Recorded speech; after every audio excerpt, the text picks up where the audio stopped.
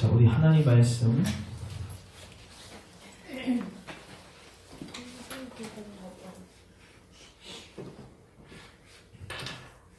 시편 37편입니다. 시편 37편입니다.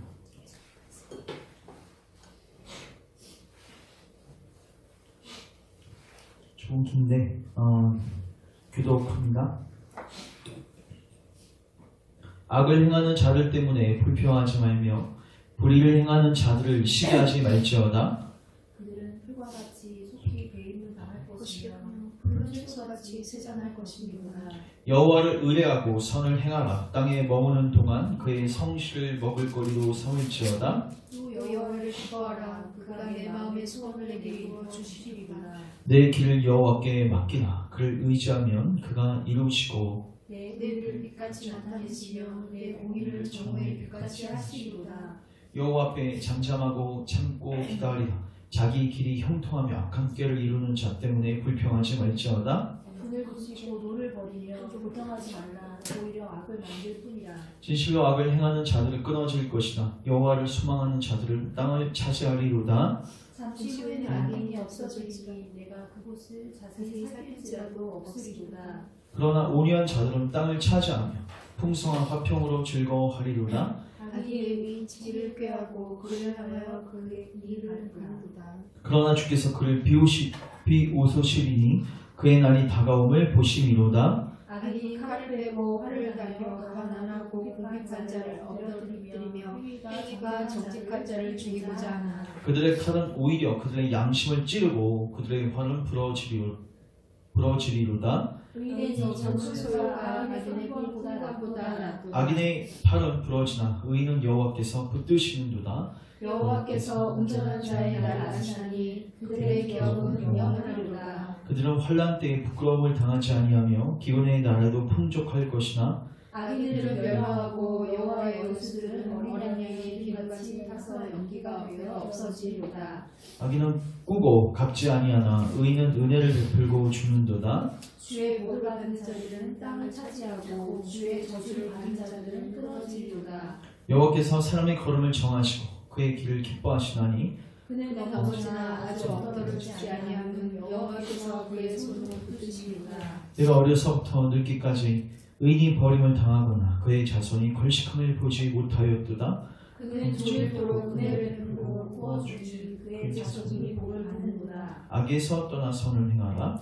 그리하면 영원히 살리니 여호와께서 정의를 사랑하시고 그의 성도를 버리지 아니하시리로다. 그들은 영원히 보호를 받으나 악인의 자손은 끊어지리로다. 의인이 땅을 차지하며 거기서 영원히 살리로다. 의인의 입은 지혜로우며 그의 혀는 정의를 말하며 그의 마음에는 하나님의 법이 있으니 그의 걸음은 실족함이 없으리로다. 악인이 의인을 엿보아 살해할 기회를 찾으나 여호와는 그를 악인의 손에 버려두지 아니하시고 재판 때에도 정죄하지 아니하시리로다. 여호와를 바라고 그의 불을 지키라. 그리하면 내가 땅을 차지하게 될 것이라.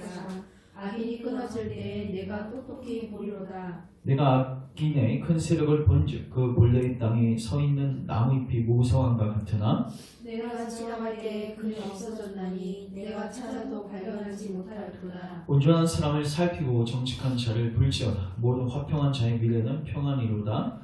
범죄자들은 함께 멸망하리니 악인의 미래는 끊어질 것이나 의인들의 구원은 여호와로부터 오나니 그는 환난 때 그들의 요새시로다. 여호와께서 그를 도와 건지시되 악인들에게서 건져 구원하시면 그를 의지한 까닭이로다. 아멘. 자, 기도하겠습니다.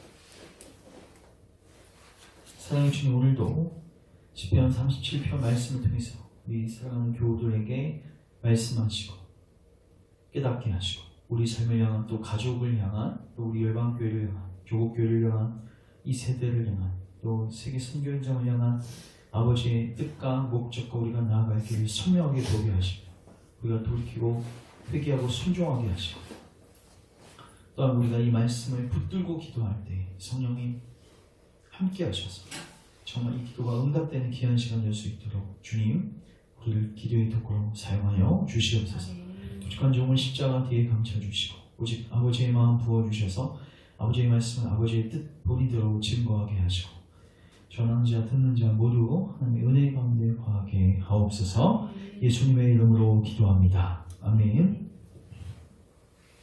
자, 오늘은 시편 37편 말씀을 통해서 없으나 모든 것을 가진 자, 없으나 모든 것을 가진 자라는 제목을 가지고 하나님 말씀을 살피겠습니다.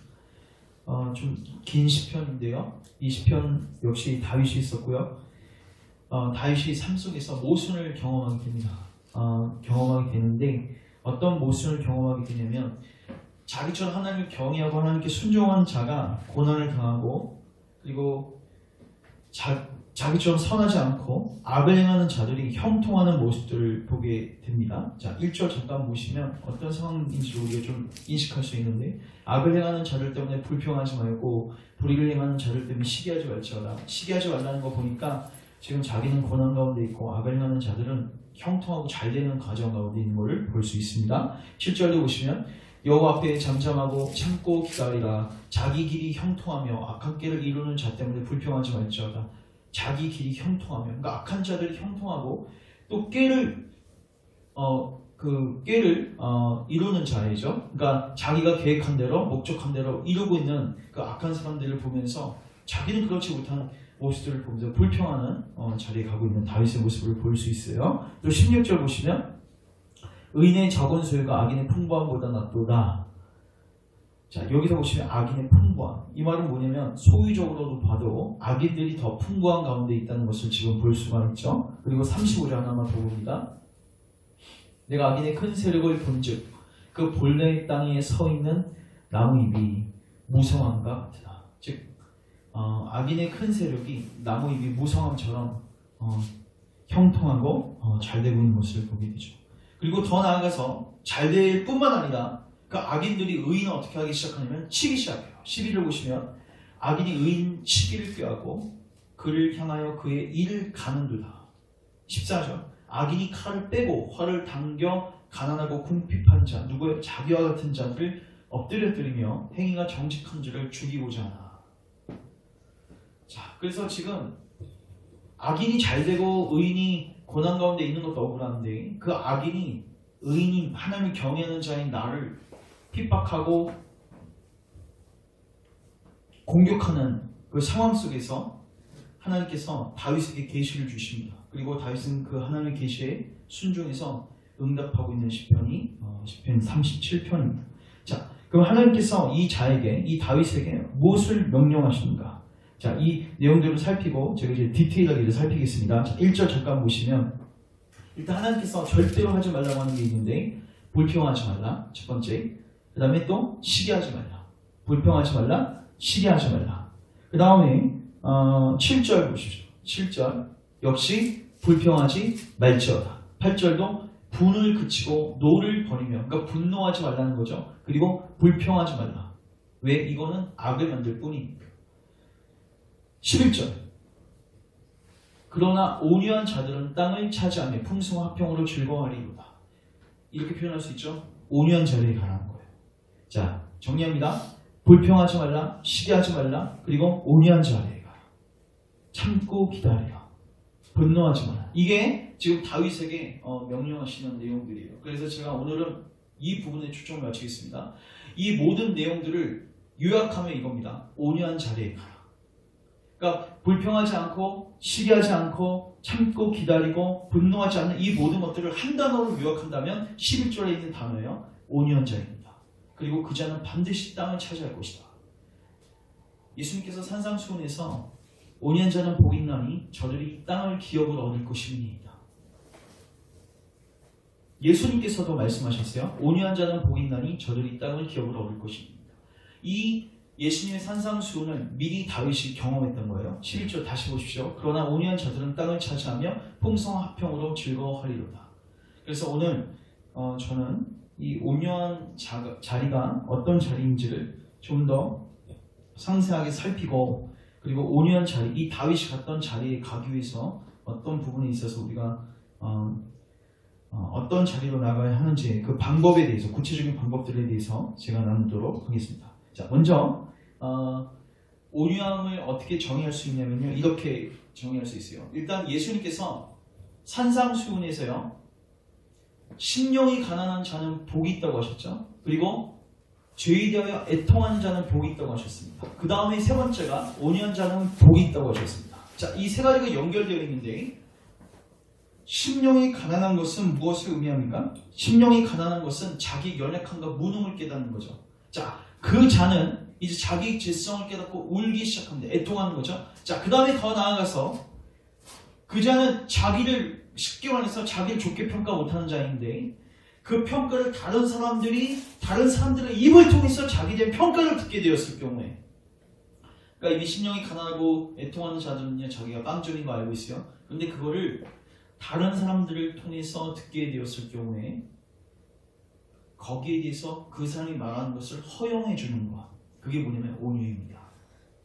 그러니까 쉽게 말해서 다른 사람들이 비방하고 다른 사람들이 나를 험담하고 다른 사람들이 나에 대해서 어떤 평가를 내릴 때 거기에 대해서 본인도 마음속으로 인정하거든요. 근데 나는 인정하는데 네 입으로는 그 말 안 해줬으면 좋겠어. 그리고 이건 부부관계 속에서 많이 일어나는데 사실 내가 잘못한 거 알고 있는데 그거를 상대 배우자로부터 이걸 듣게 되면은 내가 알고 있어도 인정하고 있어도 마음 깊숙이 인정하고 있어도 인정하고 싶지 않은 거예요. 근데 온유한 사람은요 그 말하는 것을 허용해줘요. 자, 제가 대표적인 성경적 예들을 오늘 찾겠습니다. 제가 이거 오늘 살피면서 야 진짜 하나님께 쓰임받았던 사람들은 온유한 사람들입니다. 이걸 제가 진짜 확인하게 되었습니다. 먼저 그냥 찾지 마시고 보십시오. 아브라함과 롯을 보십시오. 우리가 이제 새벽기도 때도 이제 아브라함 삶은 거의 이제 쭉 거의 파노라마처럼 이제 보기 시작했는데 거의 다 봤습니다. 이제 거의 이제 후반부에 이제 들어가는데 아브라함 삶을 보면요, 특별히 롯하고 헤어지는 장면을 보시면요, 거기서 이제 기사가 이렇게 짧게만 나와 있죠. 근데 이제 롯에게 이제 선택권을 주고, 물론 아브라함이 먼저 주는 좋기 때문에 롯이 그렇게 선택을 하는 것이지만 굉장히 버르장머리였고 굉장히 롯이 자기 탐욕으로 그 길을 결정하는 것을 보게 되죠. 근데 거기에서 아브라함이 롯의 결정과 롯에 대하여 어떤 불평과 불만을 갖지 않고 허용해 줍니다. 그러니까 사람에게 반응하지 않는다는 거죠.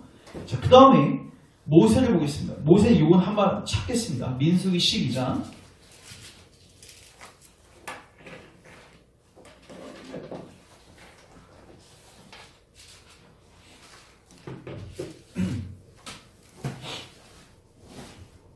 부흥강사들이 많이 인용하는 성경 구절인데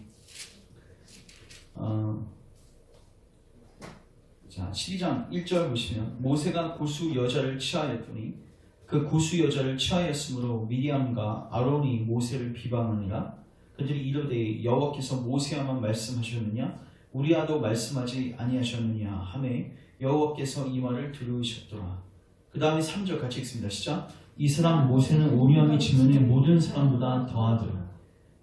이게 무슨 문맥인지 아시겠죠? 지금 모세가 지도자인데 하나님의 말씀을 모세가 받고 계시를 대언하는 역할들을 했습니다.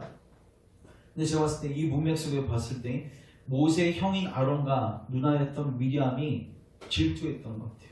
그리고 어떻게 보면 서열상으로는 자기가 가정에서는 더 높은 위치인데 계속 자기가 듣는 위치에 있는 거예요. 모세가 계속 지도권을 행사하는 거죠. 그래서 모세에 대해서 이렇게 빈틈을 이렇게 찾고 있었던 것 같아요. 비방거리를 찾고 있다가 고수 여자를 딱 취하였던 거예요. 흑인 여자인데 이거를 가지고 비방거리를 잡고 이제 모세를 비방하기 시작했습니다. 자, 근데 그렇게 1, 2절이 나온 다음에 성경에서 3절에서 이렇게 이야기하죠. 이 사람 모세는 온유함이 지면의 모든 사람보다 뭐하더라? 더하더라. 이 얘기가 왜 나왔습니까, 여러분?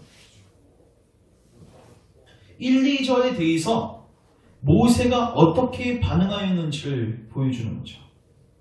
온유함이 지면의 모든 사람보다 더했더라. 어떻게 반응했다는 겁니까? 비방해도 반응하지 않는다. 그 사람이 나에 대한 평가, 험담, 혹은 이게 맞는 말일 수도 있죠. 이런 여러 가지 일들에 대해서 모세가 반응하지 않았습니다. 근데 반응하지 않았더니 누가 반응하시냐면 하나님이 반응하세요. 하나님이 딱 사태를 제압하십니다. 4절 여호와께서 갑자기 모세와 아론과 미리암에게 이르되 너희 세 사람은 회막으로 나와오라 하시니 그 세 사람이 나아가매 여호와께서 구름 기둥 가운데서 강림하사 장막문에 서서 아론과 미디암을 부르시고 두 사람 가운데 나아가시며 이르실 때 내 말을 들으라. 너희 중에 선지자가 있으면 나 여호와가 환상으로 나를 그에게 알리기도 하고 꿈으로 말하기도 하거니와 내 종 모세와는 그렇지 아니하니 그는 내 온 집에 충성함이라. 그와는 네가 대면하여 명백히 말하고 은밀한 말로 하지 아니하며 그는 또 여호와의 형상을 보고는 너희가 어찌하여 내 종 모세의 비방하기를 두려워하지 아니하느니 하면서 하나님께서 이 사태를 진압하시죠. 여기서 핵심이 뭐냐면 모세가 그런 비방을 듣게 되었을 때 어떻게 취하였는가, 어떻게 태도를 취하였는가, 어떻게 반응하였는가. 사람을 거의 투명인간 취급했던 사람이에요. 그러니까 오니한 사람이 굉장히 중요한 특징이 뭐냐면, 제가 이제 결론적으로 얘기를 하면은 오니한 사람의 특징이 뭐냐면요, 진짜 사람을 투명인간 취급합니다. 사람 투명인간 취급. 그러니까 아브라함도 롯가 있을 때 롯이 그런 선택하면 개인적으로 의문이 날 수도 있고, 네가 어떻게 조커라서 그렇게 할 수 있니? 네가 먼저 나한테 선택권을 줘야 되지 않느냐? 그러니까 억울한 감정과 이걸 표출할 수 있음에도 불구하고 그냥 그래 그렇게 선택해 가. 난 나머지 내 땅 먹을게.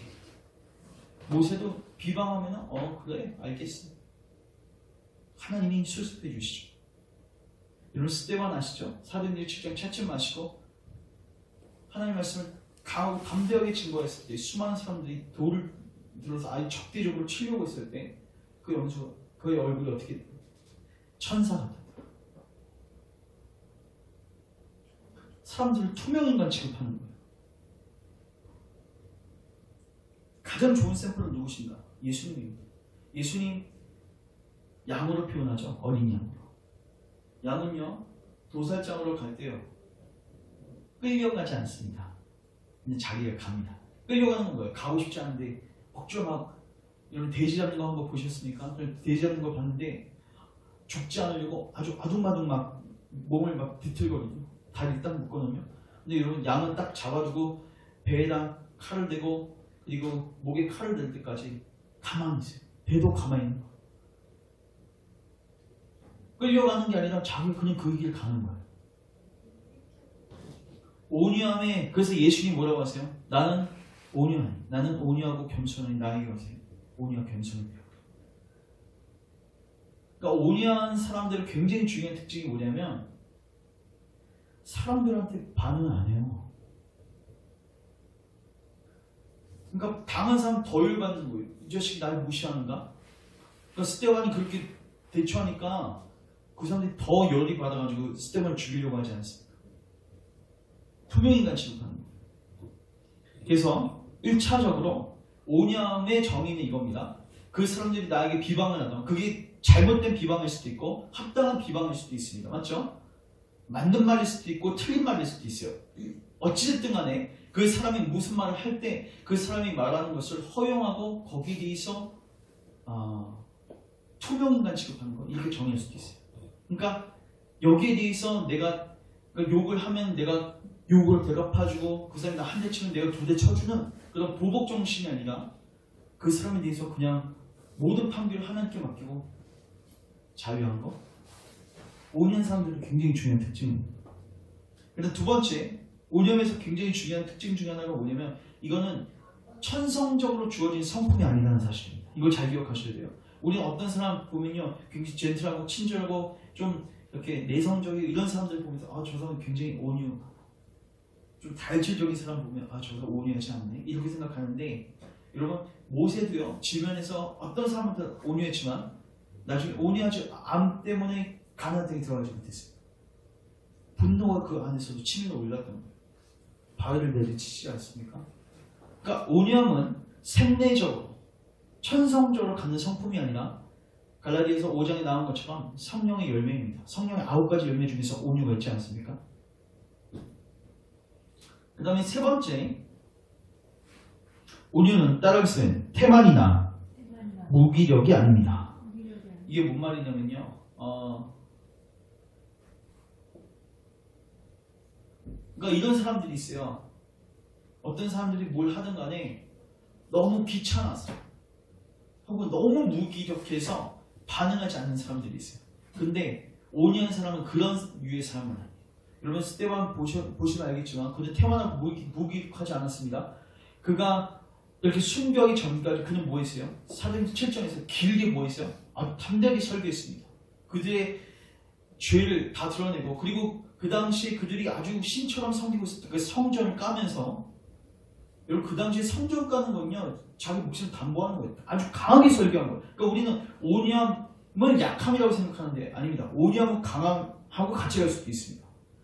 강하게 무기력하지 않게 설교하는데 죽을 때는 어떻게 해요? 반응하죠. 마치 투명인간 앞에서 오냐함처럼 죽는 거. 예수님도 마찬가지. 여러분 예수님 공생의 사역을 보시면요 굉장히 강력하십니다. 그분이 하신 일이나 그분이 하신 설교 내용을 들어보면 매우 강력하신데, 여러분 죽음의 순간을 보십시오. 진짜로 양처럼 죽으셨어요. 투명인간처럼. 아무것도 욕을 해도 침을 뱉어도 치치치를 쳐도 반응하지 않아요. 그러니까 오냐함은 태만과 무기력 이런 거하고 관련해서 강하긴 강한데 어떤 부분에 가서는 사람들을 투명인간처럼 하는 거, 거기에 반응하지 않는 거. 그 다음에 네 번째, 이것도 굉장히 중요합니다. 그러니까 제가 오냐함을 설명하기 위해서 오냐함이 아닌 걸 지금 계속 얘기하는 거예요. 오냐함은 외적 태도의 변화가 아닙니다. 이 말은 뭐냐면 내 안에 분노가 치밀어 오르는데 내 안에서 막 욕해주고 싶은데 그 내가 이 욕을 이 입술을 딱 봉해가지고 그 욕을 안 나오게 하는 거. 주먹이 나가고 싶은데 내가 이 주먹을 나가지 않도록 딱 막는 거. 이런 외적 태도가 온유가 아니라 이런 마음조차도 뭐한 거예요? 내려놓는 상태예요. 그러니까 쉽게 말해서 내가 참는다 혹은 내가 견딘다 이런 느낌도 갖지 않는 상태. 야, 여러분 스데반 그 순교한 장면 보십시오. 그는 욕하고 싶었겠습니까? 때리고 싶었습니까? 전혀 그런 모습이 아닙니다. 축복하죠 오히려. 저들을 축복하며 죽는다. 예수님 십자가상에서 얼마나 우리 같았으면 12덩이나 더하는 영을 내리셔서 그들을 치시기를 기도했을 건데 예수님은 오히려 저들을 축복하고. 그러니까 여기서 온유라는 것은 어떤 외적인 모습의 변화 정도가 아니라 내면에서 나오는 힘이에요.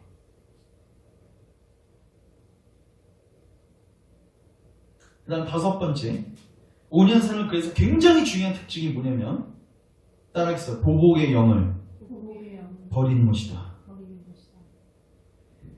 대표적인 예가 있는데 사무엘하 한번 가보겠습니다. 사무엘하 다윗입니다. 그러니까 하나님께서 쓰셨던 사람들을 보면요 이 성품들이 거의 다 있어요. 물론 정도의 차이는 있고, 그러니까 예수님은 삶 전체가 다 온유하셨고요. 근데 하나님께서 특별히 쓰셨던 인물들이 특별한 중요한 시점들을 보면요 이 온유한 성품들을 다 갖고 있더라고요. 그러니까 이게 성령의 열매입니다. 사무엘하 16장 보시면 5절 제목이 다윗과 시므이라고 되어 있죠. 예전에 시편 살필 때 살폈지만 다시 한번 봅니다. 다윗 왕이 바울임의 이름에 거기서 사울의 친족 한 사람이 나오니, 사무엘하 16장 5절입니다. 다윗 왕이 바울임의 이름에 거기서 사울의 친족 사람이 나오니 게라의 아들 이름은 시므이다. 그가 나오면서 계속 저주하고 또 다윗과 다윗 왕의 모든 신하들을 향하여 돌을 던지니 그때 모든 백성과 용사들은 다 왕의 좌우에 있었더라. 시므이가 저주하는 가운데 이같이 말하니라. 피를 흘린 자의 사약한 자의 가거라 사울의 족속의 모든 피를 여호와께서 내게로 돌리시리로다. 그를 이어서 내가 왕이 되었으나 여호와께서 나라를 내 아들 압살롬의 손에 넘기셨느니라. 보라, 너는 피를 흘린 자임으로 화를 자초하였느니라 하는지라. 수루아의 아들 아비스가 왕께 여짜되 이 죽은 개가 어찌 내 주왕을 저주하리이까 청하건대 내가 건너와서 그의 머리를 베게 하소서. 이게 바로 온유하지 않는 사람의 특징입니다.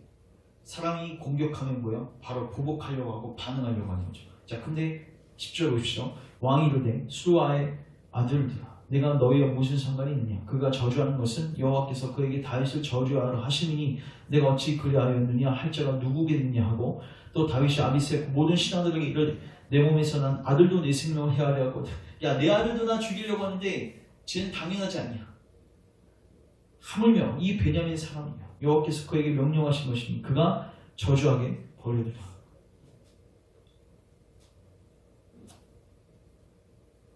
온유한 사람은 굉장히 중요한 특징이죠. 이거 다윗을 보십시오. 자기가 그 사람을 죽일 수 있는 지금 상황 속에 있음에도 불구하고 그 사람을 죽이지 않습니다. 보복하지 않습니다. 역시 투명인간입니다. 그 다음 온유한 사람의 굉장히 중요한 특징 6번째 따라하겠습니다. 배우려는 자세를 갖고 있습니다. 온유한 사람의 굉장히 중요한 특징이 뭐냐면요, 어떤 사람이 얘기하잖아요. 기분이 나빠도 일단 들을 건 들어요. 그리고 거기서 취할 건 취해요. 그 사람이 말이 정말로 말도 안 되는 것 같고 얘기하면 일단 넘어가요. 근데 그 사람이 어느 정도 근거를 갖고 얘기한다. 그리고 그러니까 여기서 지금 얘기하는 걸 수도 있다. 그 가능성을 다 열어두는 거예요. 그리고 뭐예요? 들 거 듣고 배울 거 배웁니다.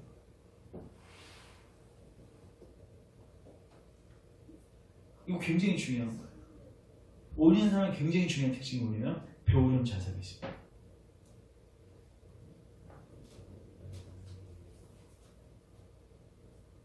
그 다음에 마지막 7번째 따라서 온유한 사람은 항상 만족합니다. 이제 제가 이 부분은 제가 이제 어떻게 하면 온유해질 수 있는지 그 방법을 제시하고 이 부분을 이제 정리를 할 거예요. 자 보십시오. 그럼 어떻게 하면은 저 사람들이 나한테 욕을 하고 저 사람들이 지금 나한테 주먹질을 하고 저 사람들이 나한테 침을 뱉고 있는데 어떻게 저 사람들을 투명인간처럼 취급할 수 있을까?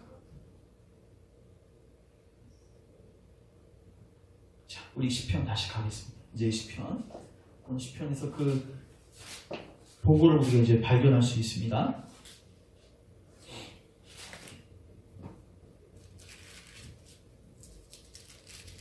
어떻게 하면 이 정말 온유한 자 갈 수 있는 거.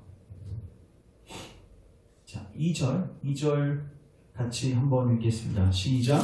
그들은 같이 속히 배임을 당할 것이며 푸른 채소 같이 세잔할 것입니다. 아멘. 자 보십시오. 온유한 사람들은요, 이제 하나님 보통 경외하는 사람이 있어요. 당연히 거듭난 사람들이 온유할 수 있습니다. 그렇지 않은 사람들은 온유함 흉내낼 수만 있을 뿐이지 마음속으로부터 온유함을 가질 수 없어요. 이 하나님을 경외하고 하나님을 순종하는 사람들이 주변에 있는 악인들로부터 억울한 일들을 당하고 비방을 당할 때 모세를 생각해 보십시오. 굉장히 억울했을 거예요. 비방을 당할 때 모든 신원하심을 누구에게 맡기냐면 하나님께 맡깁니다. 그러니까 여기에 대한 심판자가 하나님이신 것을 인정하고 그리고 하나님이 아주 공정하고 정의롭게 이거를 판결하실 것을 그것이 이 땅 가운데 있을 수도 있고요. 아니면 이 땅 가운데 아니더라도 하나님께서 최후 심판대에서 아주 공정하고 정의롭게 우리 신원을 드러내실 것을 신뢰함으로써 그 상황을 이제 극복해 나가는 거죠. 이제 사실 저는 이런 것들을 많이 경험했습니다. 예전에 비해서는 이 성품이 저도 덜해진 것 같은데, 그러니까 누군가 나에게 욕을 하고 비방을 하고 어떤 그런 것들 하는 저는 이제 사실 지금 생각해 보면 중고등학교 시절 때 하는 굉장히 훈련 많이 시켜줬던 것 같아요. 그때 저도 진짜 꿀먹은 벙어리처럼 대처하지 않고 그냥 듣는 것들을 훈련시켜줬던 것 같아요. 근데 그때 제가 들었을 때 마치 하나님께서 모세 대신해서 그 사태를 수습하신 것처럼, 그러니까 미리하고 아론을 수습하신 것처럼 하나님께서 수습하신 것들을 경험하게 됐어요. 그러니까 전 아무 변호도 안 하고 아무 방어도 안 하고 아무 보복도 하지 않았습니다. 근데 그 사람 알아서 무너지는 것들을 경험하게 됐어요. 물론 시기는 직후가 될 수도 있고요. 아니면 1년 후가 될 수도 있고요. 아니면 10년 후가 될 수도 있습니다. 그런데 하나님께서 일하시다. 물론 제 마음속에서는 그 사람을 복을 위해서 기도하고 그러지는 않았습니다.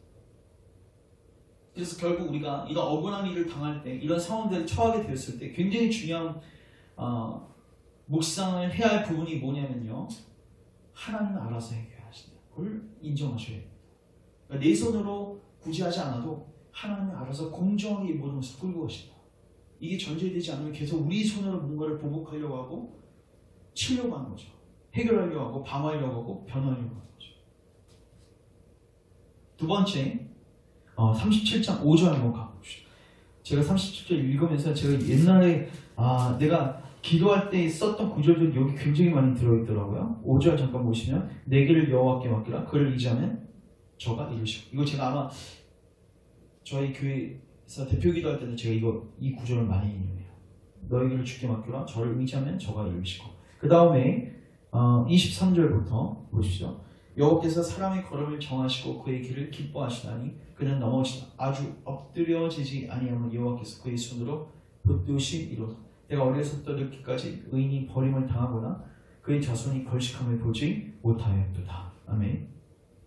무엇이냐면요, 어떻게 하면 사람들을 투명인간 취급할 수 있는가, 어떻게 하면 온유한 자리에 갈 수 있는가, 하나님의 인도하심에 대해서, 선한 인도하심에 대해서 모든 것을 합력하여 선을 이루시는 하나님의 절대 주권에 대해서 신뢰하는 자예요. 지금 고난 가운데 있죠. 근데 하나님께서 나를 버리지 아니하시고 내 걸음을 지금 지도하시고 내가 넘어지다 아주 엎드려지지 않게 하실 하나님의 신실하심에 대해서 온전히 나를 의탁한 사람, 이 사람은 뭐 할 수 있냐면요, 온유한 자리에 갈 수 있어요. 그러니까 솔직히 말해서 사람에게 반응하는 사람들을 보면요, 하나님이 안 보이는 겁니다. 사람에게 반응이 잘 되는 사람들을 보면요, 하나님이 보이지 않는 거예요. 내가 불안한 거예요. 내가 하나님의 만세 반석 위에 딱 서 있는 순간 주변에서 어퍼컷이 날아와도 그냥 웃으면서 맞아줄 수 있어요. 근데 하나님께서 나를 인도해 가신 이 반석이 느껴지지 않으면 어떻게 돼요? 내 힘으로 내 삶을 끌고 가야 되기 때문에 내가 변하고 내가 방하고 내가 뭔가를 하려고 하는 거죠. 자, 디모데후서 가보십시오. 디모데후서, 사도 바울이 디모데에게 편지 썼는데 디모데후서 1장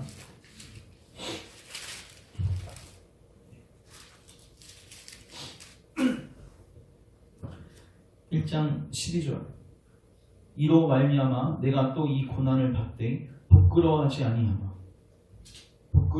아니함은 내가 믿는 자를 내가 알고 또한 내가 의탁한 것을 그날까지 그가 능히 지켜줄 줄을 확신합니다. 여기서 부끄러워하지 아니함, 이게 바로 온유한 자의 또 특성이, 이제 이게 사실 시편 37편에도 나와요. 근데 디모데한테 지금 뭐라고 이야기하는 거냐면, 내가 지금 감옥에 갇혀 있어. 근데 너 나 부끄러워하지 마. 내가 이 고난을 받는데 너 나 부끄러워하지 마. 여기서 부끄러워한다는 건 뭐냐면 실망한다는 거예요. 실족하고 넘어진다. 근데 그렇지 마. 왜?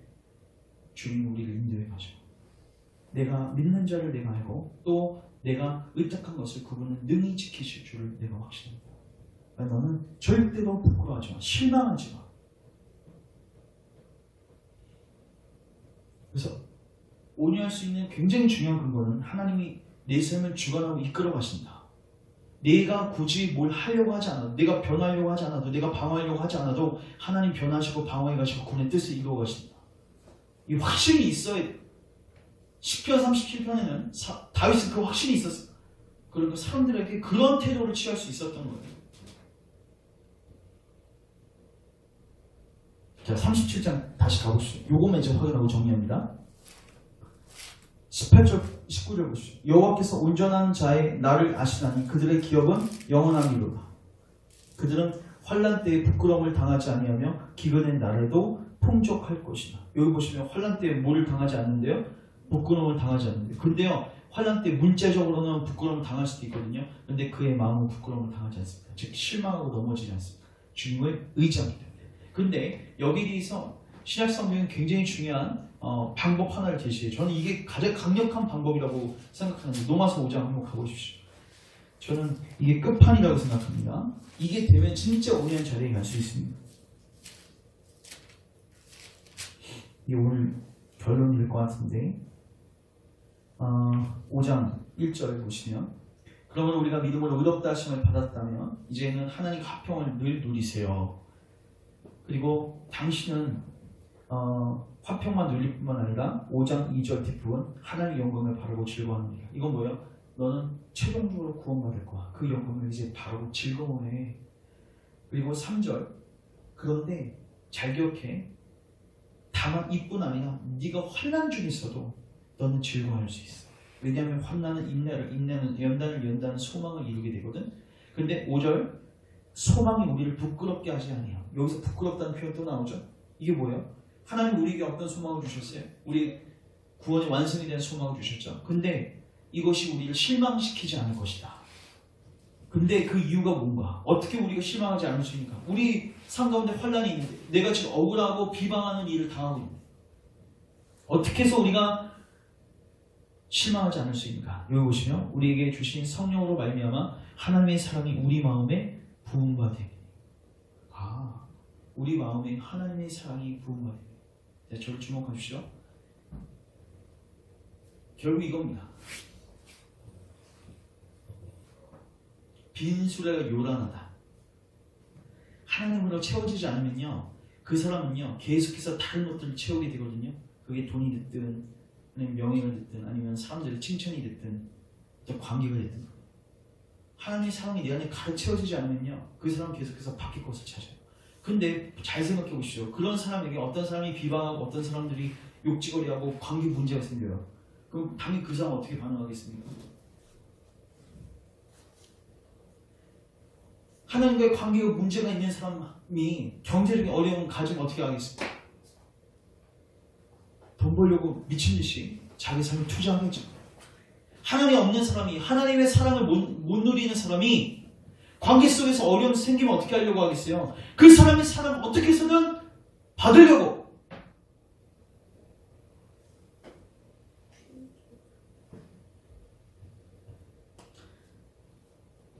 하나님의 사랑이 우리를 덮고 우리를 충만하게 했을 때 우리는 사람에 대해서 진짜로 자유할 수 있는 것입니다.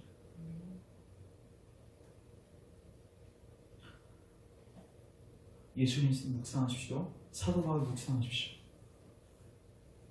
그리고 스데반. 그 다음에 또 누구 있습니까? 아브라함, 모세, 다윗. 정말로 사랑에게 반응하지 않았어요. 정말 어머니였어요. 근데 이 5년 성품은 사람에게 나오는 성품이 아니라 먼저 하나님과의 관계가 가득 채워졌을 때, 하나님 전적으로 신뢰할 때, 내 길을 인도해 가신다는 것을 신뢰할 때, 그리고 하나님의 사랑이 나를 뒤덮을 때, 그 안에서 만족을 누리고 있을 때, 그리고 하나님이 공의롭게 정의롭게 심판하실 것을 믿을 때, 사람에 대해서 뭐 할 수 있어요? 자유할 수 있어요. 저는 저희 교우들 모두가, 그리고 저도 2018년도에는 이 훈련을 하나님이 시켜줘요. 여러분, 교회 연합이 여기서 되는 것입니다. 교회 연합이요, 서로 칭찬해주고 어떤 분란의 요소를 없앤다고 되는 게 아니라 분란의 요소는 항상 있습니다. 어느 교회를 가도 분란의 요소는 항상 있을 수밖에 없어요. 중요한 거는 그 요소를 작게 만들 수 있는 하나님의 충만하게 채우심이 있어야 되는 거예요. 그래서 성경에서 연합하는 방법은 뭐냐면 성령이 하나 되게 하신 것을 힘써 지키는 것이지, 쉽게 말해서 하나님 연합의 고리를 만들어 주셔야 돼요. 그러니까 하나님의 사랑으로 우리의 마음이 채워지지 않으면 우리는 계속해서 뭐 하게 돼요? 인간적인 방법으로 이 관계를 추구하려고 해요. 그럼 당연히 자기를 비방하고 하면 당연히 자기도 보복하려고 할 수밖에 없는 거죠. 유일한 자기 되게 했던 게 이 관계인데 이 사람이 지금 나를 비방하고 모욕하고 있으니까 어떻게 해서든 변하고 방어하려고 하죠. 근데 하나님과 관계가 돼 있으면요, 이 모든 것들을 작게 볼 수 있습니다.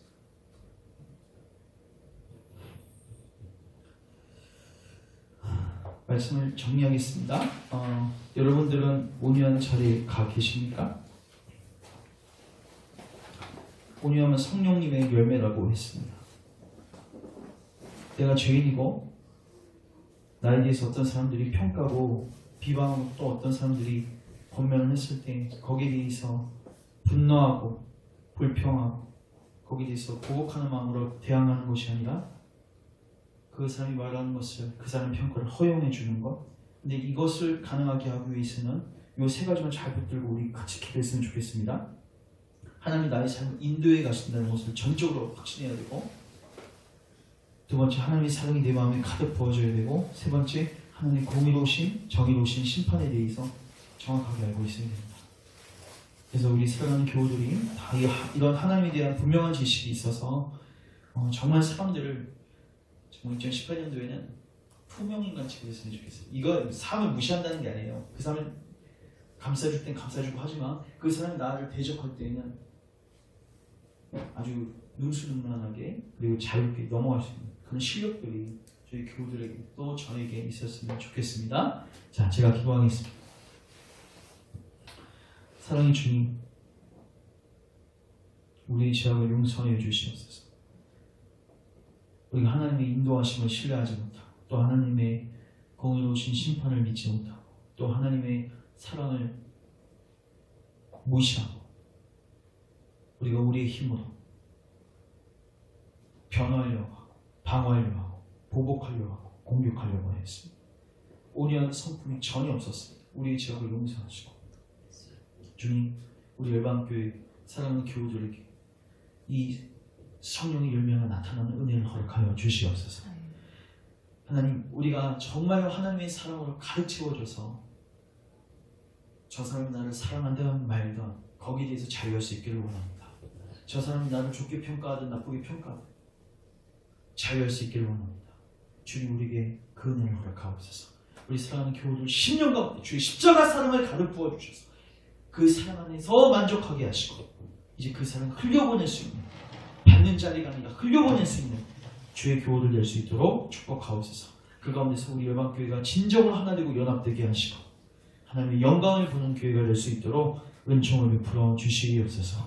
우리 남은 생에 더 이상 사람 두려워하지 말게 하시고 사람에게 반응하지 말게 하시고 오직 신실하시고 우리를 인도해 가시는 하나님께만 반응하며 나아가는 주의 교우들 되게 축복하여 주시옵소서. 예수님의 이름으로 기도합니다. 아멘.